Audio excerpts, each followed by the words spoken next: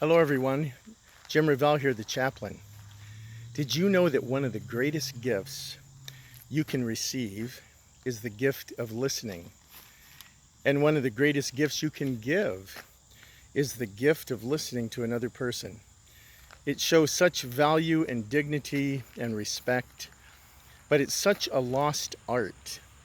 Larry King, who hosted a talk show host for many years, said this. He said, "I remind myself every morning that nothing I say will teach me anything. So if I'm going to learn, I must do it by listening." And listening is such an important skill. It's interesting that, of course, as a chaplain, I do a lot of driving between locations, and I love my Audible book service. And there's a book that I listened to once, and I'm going through it a second time, by Dr. Michael P. Nichols. It's a classic. It's in the second edition already. It's called The Lost Art of Listening. How learning to listen, that is, can improve your relationships. And I think we all want improved relationships. So listening is difficult work.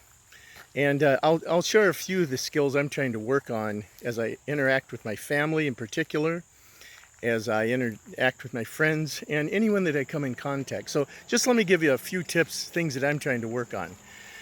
The first one is this: to be fully present. This is where every good connection and conversation begins, is to be fully present. Listen, there are so many things that can distract us, and especially if we're in a busy work environment or we have a busy life, we try to listen while multitasking. But I'm telling you, multitasking and listening don't go together.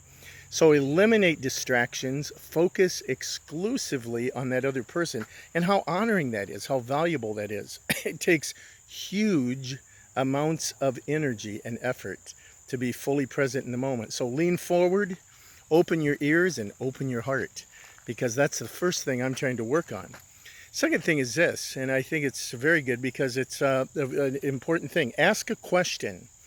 I was trained in mediation. That's what my postgraduate work was done in conflict resolution and resolving conflict, that sort of thing. And one of the phrases that was always used was this: live in the question. Live in the question, because questions are the doorways to other people's hearts and minds. And so we ask the question, and many times I'll tell people this: I ask a question, close my mouth, and I count my teeth with my tongue, 32 teeth. Well, I don't maybe necessarily do that, but what that does, it keeps my mouth shut so I can listen and I can open my ears.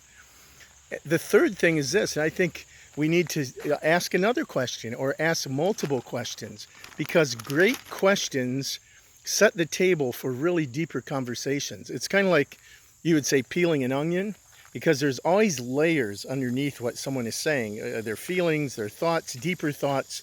And so when we ask a lot of questions and we listen well, we're going to have deeper insight. We'll have more robust conversations, and really it'll be more relevant what we're trying to communicate. And here's another thought. Here's another thing that I'm working on: to validate others' thoughts and feelings. A lot of times someone will share something and it can just fly by. One of the worst things we can do when listening to someone else is to ignore or invalidate that other person, saying something like, "Well, why did you think that?" Or "You shouldn't feel that way." Well, feelings are real. They may not be accurate, but they're very important. And so to acknowledge, and when we shut a person down and we invalidate them, it causes the conversation, the connection to come to a screeching halt. So think about that. And then another good tip is to repeat back what you've heard. You don't even have to be totally accurate in what you say, but your attempt to try to understand, they'll correct you, or they'll adjust what was being said. It's kind of like a recalibration. But now you're connecting more deeply and listening more intently to what the other person said. You know, there's an ancient adage that says this: be quick to hear, be slow to speak, and be slow to become angry. If you'd like to connect and help me out with working on my listening skills, you can contact me at 877-322-CHAP. That's 877-322-2427. My extension is 5017.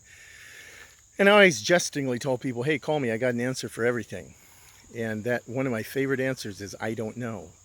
But it could open a conversation where you get listened to, and somehow there could be some brainstorming, and we might serendipitously land upon some spot that could be helpful for you. So give me a call. Have a great day. Hey, thanks.